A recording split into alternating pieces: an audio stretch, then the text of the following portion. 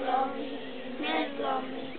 Hlavne, že nás nezlobí, vôbec nezlobí.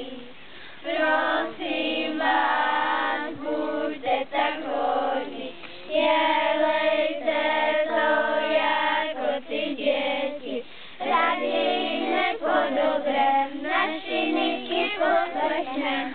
Sláva sluníčku, sluníčku, sluníčku, budeme mít rozcvičku.